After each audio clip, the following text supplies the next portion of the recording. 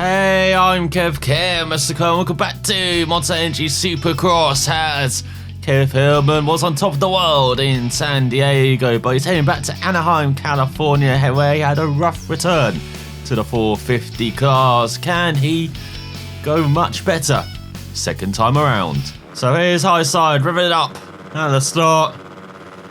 Good go away. You're on the outside. Well, of course he hasn't. In this 4-minute heat races, the tough blocks are taking us around this Anaheim course, which seems to be much more favourable for high side compared to the first course. Still tricky, still got its tough sections, but a lot more jumps. And he's been tapped from behind by Weston. So of course we called him Winston all that time. No, first time round Anaheim. That's all too wide.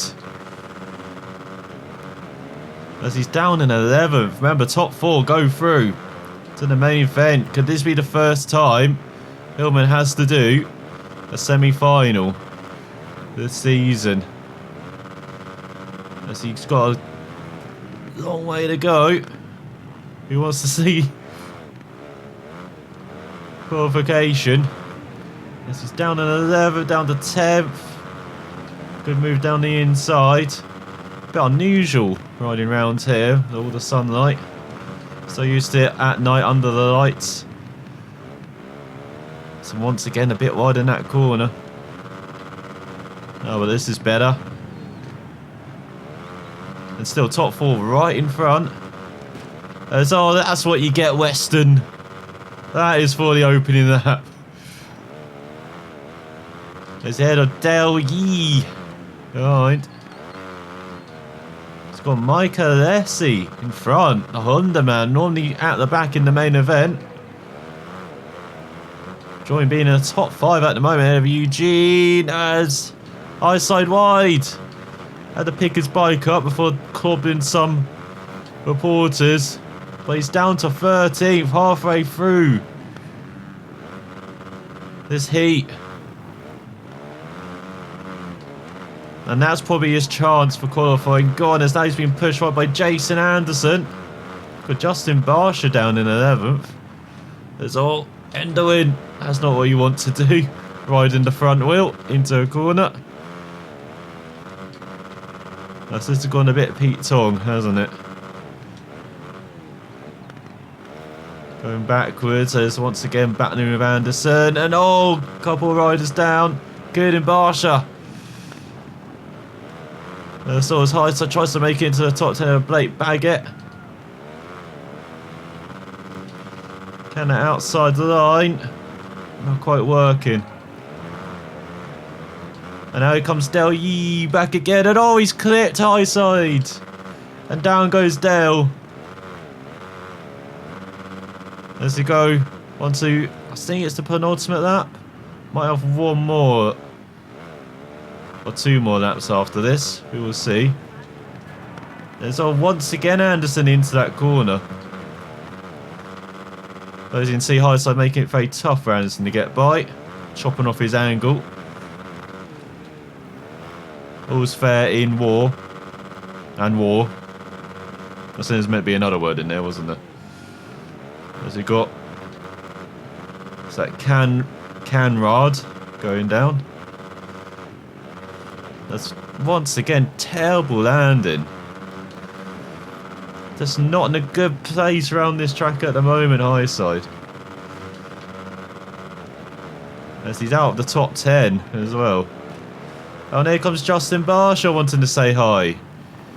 This is the problem. Always the lines he wants to take are a bit different compared to his opponents. So they're just taking away high side's line whenever they try and visit down the inside, like we're seeing on quite a few occasions this race. As we do have 2 to go, once again Barsha not very happy for the end of that previous lap. Giving high side some treatment. So running by himself, I'm sure high side's got pace, but just running in the pack, not able to run his lines, Getting hit in mid-air. It's not a good combination. Oh, now he's flying. It's just like last season. But this time he does get back up. As then they fixed an emergency back brace on him in that 10 seconds. So he's able to continue riding. So once again, Barsha trying to go round the outside. And outside having none of it from Barsha. As we go into the final out, Justin Brayton in the lead, Cooper Webb, Ken Roxon in fourth, Davey Millsaps all going through. Arthur Basil in fifth. Once again for Arthur. Not looking like he's going to make it through in a heat race. By the skin of his teeth. As we go through the left-hander. Definitely got to use that rear brake a lot more around here. Pretty loose surface here for the second event. And oh, there he goes down. Eugene, and oh, Barsha's now hitting high side. So here comes Trent. As there goes Cooper Webb through actually. Passing Brayton on the final out, and Roxon past Millsaps as well for third. So that's your four going through to the main event. It's got a great battle here for Tev to the line, which Highside just wins, but not a good heat race. So it's Rev, Brayton, Roxon, Millsaps, Jason Allenson got to fifth in the end. What a ride by the Hasvana guy, just missing out though by 4 seconds in the end as he gets ahead of Basil. And you've got Baggett, Alessi, Barsha, and there's Hillman rounding out the top 10 as they go through to semi-final 1. Let's see if Hillman can survive the chaos and make it through to the main event. So we are starting in the middle alongside Barsha, our friend from the heat races. Let's get underway. Bit slow from high side, but that's probably good as look at the chaos in front. There's got 16 riders here battling for 5 places. Get through to the main event. And high side up to third. Battling with his friend Dale though for that position. Got Winston behind. Justin Barsha as well. Got Blake Baggett and Arthur Basil. In the top 2 places. Oh, there goes down Dale. And now we've got Trent behind and Eugene who will be making it through. As if you don't make it through in this semi-final, remember there's the last chance to qualify where the bottom 4, or top 4 should I say, get through to the main event. If my maths is correct, 22 riders. Got 8 qualifiers from the first couple of heats. Yeah, it's the top 4. The last chance qualifiers. As oh, there it goes. Baggett into that wall. I'm surprised that doesn't happen more often, especially when you're battling side by side. A good run from Isaac. Oh, Baggett blocks the corner. Outside down the inside, up into second, chasing down Basil. And here we go. This is the pace we expected from Isaac in that first heat race, that she wasn't able to show. Once again taking that wide line. You'll see that he takes wide lines, but his opponents doesn't. So he's battling well here with Baggett, but not cost himself time, unlike in that heat race. You can see using that rear brake almost every corner. Very slippery surface here, and look how much faster that time than he achieved. The heat race down just over a minute. As Baggett takes the lead from Basil. And here comes high side, trying to charge for second again. Down the inside of Arthur. Arthur not having it though. As Baggett tries to make a break for it. But high side up to second. Let's see if he can offer any challenge to the American who's fallen. He's just gifted the lead to high side. As we've got 2 laps to go here, I think. Yeah, we just about make it across the line. As here comes Basil for the lead. Oh, there comes Baggett, 3 wide in the penultimate corner. And oh, Hindsight cleats the backside of Basil. He does the first at minute 4. Here comes Trent as well, as he do have 2 laps to go. We got a 4-way melee for the win. Oh, and Jason Anderson's coming through to 5th. Oh, what's happening to Hindsight? He's kept it upright. Now, this is what happened in the heat races when he gets stuck into a slog. He's just cost himself time, and here comes Eugene for 5th now. Needs to be battling that clean air. Round the outside of Trent. Shoving Trent. Wants that 3rd. Desperately. But remember, top 5 through. So Anderson's on the bubble. Eugene's missing out. As he going to the final lap, he's going over the tough blocks. What are you doing, Highside? You've just gone to pieces. His final couple of laps. As Baggett has escaped in the lead. Basil's dropped back down to 3rd. Here comes Highside. Down the inside for that position. Oh, he clips Trent. But he makes up the position. So he can breathe a bit easier now. That's impressive from Baggett though. In the space of a lap and a half, he's just raced away. Oh, Trent cost himself some time. Highside taking that high line. You can see why he's got that nickname now. I know it's more for his crashes earlier. But Eugene up to 5th. Anderson missing out. Might have to go to the last chance qualifiers. As he go through the penultimate corner. Baggett wins. Highside in 2nd. As he reduces fast out on the final lap. That was a tough race, but it's a KTM 1, 2, 3 ahead of the Yamaha. Then the has fun of Eugene makes it through ahead of Jason Anderson. Had to go to the last chance qualifier. With Justin Barsh on his Suzuki. And Michael Acey in last, while he's back where he normally is on his Honda.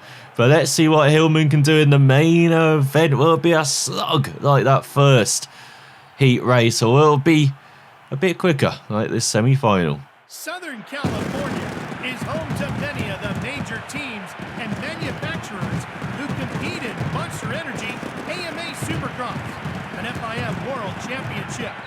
That's why winning here at Angel Stadium in Anaheim is so important. A win at the Big A can make your career. Who will step up and claim the checkers in Anaheim? Listen to that crowd. He is definitely the favorite. Let's see if he can capitalize on that energy and get the win. So here's Highside starting in 12th. Right in the middle as we get underway for this 10-minute main event. And oh, there's big catastrophe in front. As Highside battling through, trying to take the lead from Roxon. And oh, he's overshot his marks. Rejoins, hits the tough block. But he's in the top 10 at least. He's battling for a top 5. Not bad at all. So he's been hit, he's been taken out. Chad, why did you do that? We're your biggest fans. Why? Never meet your heroes, they say. Maybe that's why. They've got half a Basil behind. As we're in 9th. Trying to give that Yamaha no room. But Yamaha fighting back. Elbows out racing on this opening lap. A frantic opening lap. As there goes Highside down the inside of Basil in the final corner. Neck and neck over the start-finish line as we go on to the 2nd lap. And oh, he gets it crossed up under the bridge. That's a much better run. Oh, once again leaning on the front into the hairpin, but now he's got some space. Let's see if Highside can catch up to Chad Reed. He's struggling, it looks like, at the start of this 2nd lap. Good, then. As always, casing these jumps. Look at that lost momentum. Here comes Malcolm Stewart on his Suzuki. Just as we had clean air for once, and he's been taken out by Stewart.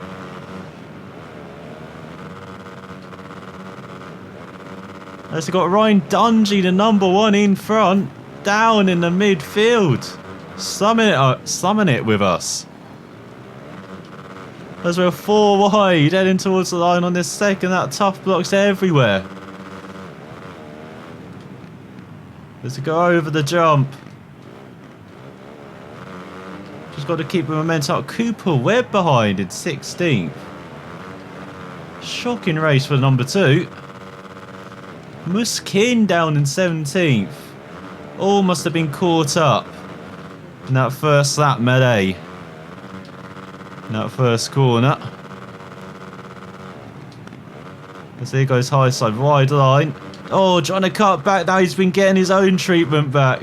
Pushing to the blocks. Recovered just though. As Muskin pushing him wide though, the Frenchman. Both former MX2 champions here. Battling in America. Under the lights. As there comes Trent now. This is what happened in that first heat race. Again, just stuck battling. Having a take line switch on not the quickest. And just dropping back almost to the back. Down in 18th now. Anaheim is not his favourite place, is it? For Hillside. Because he does take back. That 17th. Goes into the hairpin. Good use of the brakes there. Really flung that bike round the corner. Now he's free.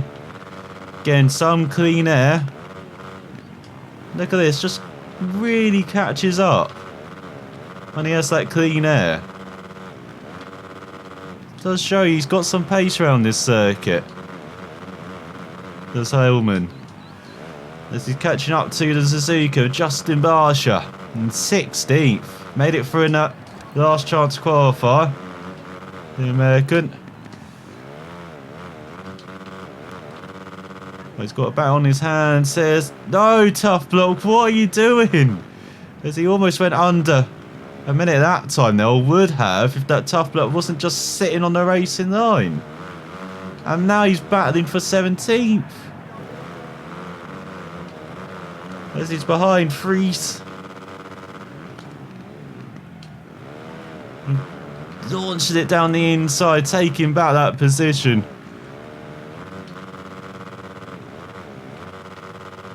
It seems to have worked as you go into the hairpin. Midway through this 4th lap, aren't we? Good launch over that jump. Good leaning back. Got to be so careful not to lean back too much, as you've already seen. Of course, high side of season. Virtually. Almost cost them this season as well. In those heat races. As we go to the end of the lap. I don't know, now tough blocks are magically appearing where they should. Let's go over the jump. Catching up to Jake Weimer. In 16th. So next light. The powerhouses are launching their way through the field. Let's see if Highsider's among them. The latest winner, remember.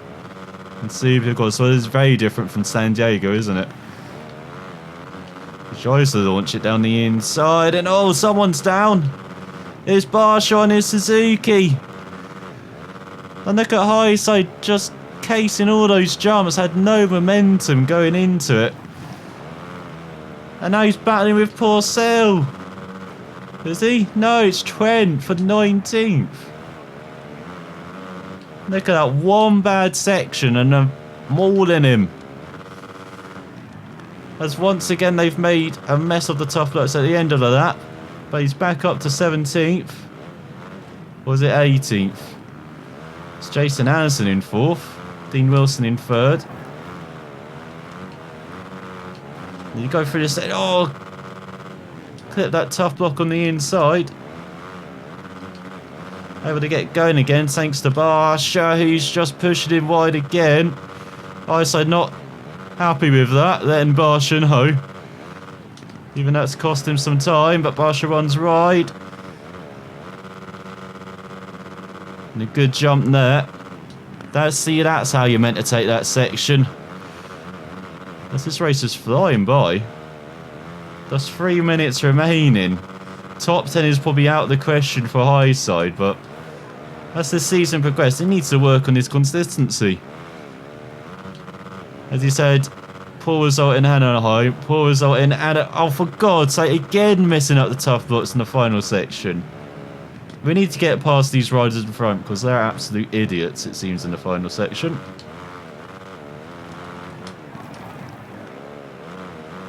Let's go very wide in that left hand. It's such a tricky corner. And into the hairpin. As there's Jake Weimer in front in 16th. Looks like Fries is trying to get clear. In 15th. So go good jump. As long as you nail that jump, that section's okay.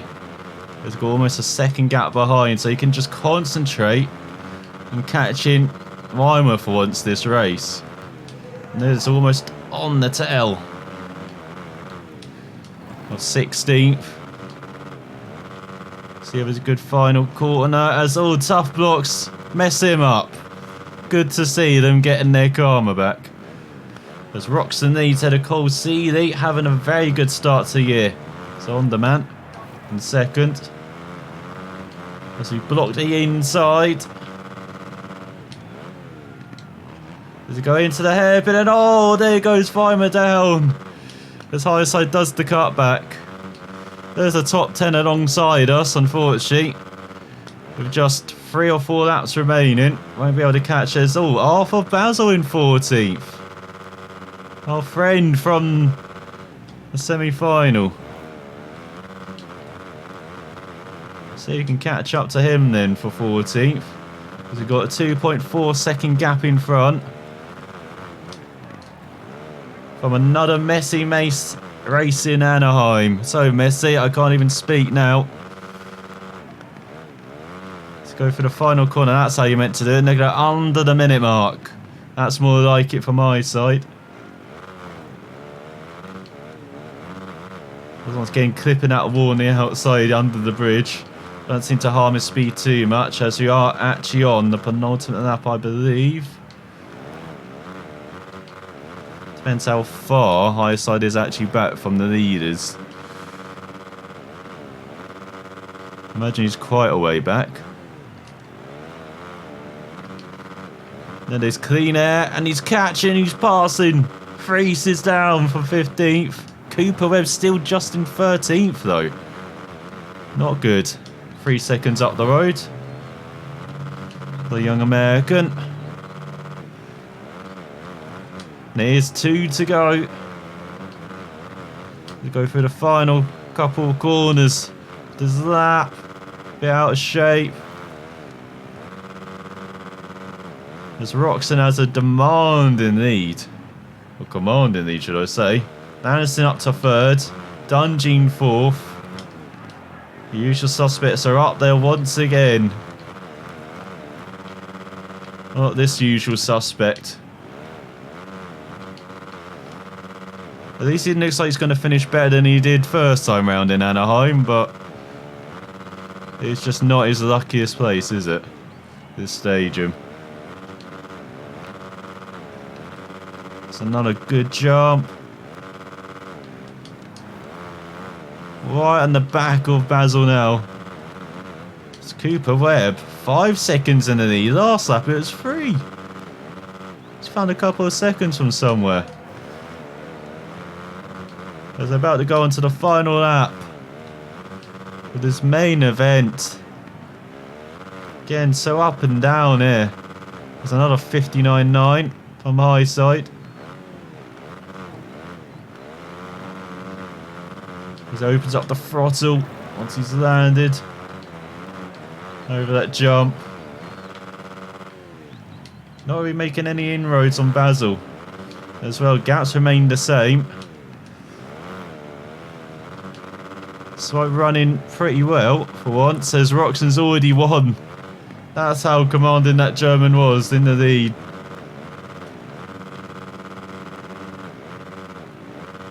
That's a bad time to case that jump.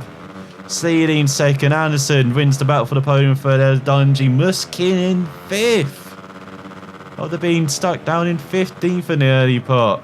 Reelson 6th, Creighton 7th, Chad Reed 8th. Brock in 9th, Baguette rounds out the top 10. As Iside pushes hard, but not enough in the end. So Roxon makes it another victory for Honda. 1-2 ahead of Seeley with Anderson, Dungey and Muskin. As outside the top 10, got Millsap, Stewart in 12th on the Suzuki, just ahead of Cooper Webb. And then there's Basil on the Yamaha. There's the KTM of Hillman at a 3 with Weston at the back. That was definitely not the type of performance he was hoping for. He was never really a factor in the race and is going to have to find a lot more speed if he wants to win. As Hillman down to 9th in the championship, almost half the points of Roxon, who leads by 2 points ahead of Seeley. Then Anderson in 3rd ahead of Dungey and Muskin.